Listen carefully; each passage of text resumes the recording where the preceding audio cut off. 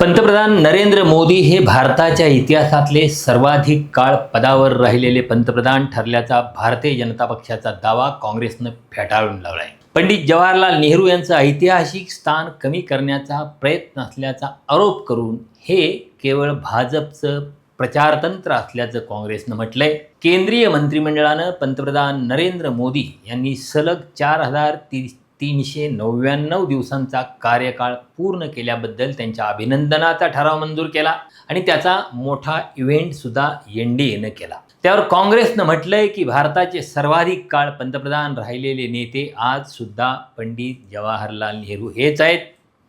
भाजप नेहरूंच्या कार्यकाळाची गणना 26 जानेवारी 1950 पासून करत आहे, परंतु भारताला स्वातंत्र्य मिळाले 15 ऑगस्ट 1947 रोजी आणि त्या दिवसापासून नेहरू देशाचे पंतप्रधान होते हे लक्षात घ्यायला हवं. काँग्रेसचे नेते जयराम रमेश यांनी म्हटलंय की पंडित नेहरू 15 ऑगस्ट 1947 रोजीच भारताचे पंतप्रधान झाले.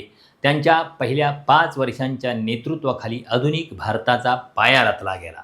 संस्थानांचं शांततापूर्ण विलीनीकरण झालं, संविधानाची निर्मिती झाली, जमीनदारी प्रथा संपुष्टात आली, अनुसूचित जाती जमातींसाठी आरक्षणाची अंमलबजावणी सुरू झाली, मोठमोठे सिंचन आणि वीज प्रकल्प उभारले गेले आणि भारत जागतिक स्तरावर एक महत्त्वाची शक्ती म्हणून उदयास आला. Pandit Nehru, Sardar Patel, doctor Babasaheb Ambedkar, doctor Rajendra Prasad, C. Rajagopalachari आणि मौलाना आझाद यांच्यासारख्या नेत्यांनी 1947 ते 1952 या काळात घातलेला भारतीय लोकशाहीचा पाया मोदी सरकार दुर्लक्षित करण्याचा प्रयत्न करीत आहे, असा आरोपही जयराम रमेश यांनी केला आहे. आणखी एक राजकीय मुद्दा उपस्थित करताना रमेश यांनी म्हटलंय की नेहरूंनी 1952, 1957 आणि 1962च्या निवडणुकांच्या मध्ये म्हणजे सलग 3 निवडणुकांच्या मध्ये प्रचंड बहुमत मिळवलं होतं.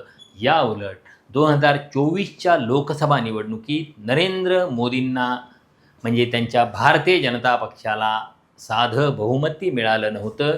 240 जागा फक्त मिळाल्या होत्या आणि NDAच्या पाठिंब्यानं त्यांना सरकार स्थापन करावं लागलं आहे. काँग्रेसचे नेते अभिषेक मनु सिंघवी यांनी म्हटलंय की राजकीय मार्केटिंग, आकर्षक हेडलाईन्स आणि तांत्रिक शब्दांच्या आधारे इतिहास पुन्हा लिहिता येत नाही. सरकारनं खोट्या विक्रमांचा गाजावाजा करण्यापेक्षा देशासमोरील वास्तविक समस्यांच्यावर लक्ष केंद्रित करायला पाहिजे. एकूणच मोदींच्या कार्यकाळाबाबतचा हा वाद केवळ आकडेवारीचा नसून इतिहासाच्या व्याख्येचा आहे. तुम्हाला काय वाटतं? कुणाचा कार्यकाळ अधिक आहे आणि महत्त्वाचा आहे? आपल्या प्रतिक्रिया कमेंट बॉक्समध्ये लिहा आणि महाराष्ट्र दिनमानचं YouTube चॅनल सबस्क्राईब करायला विसरू नका.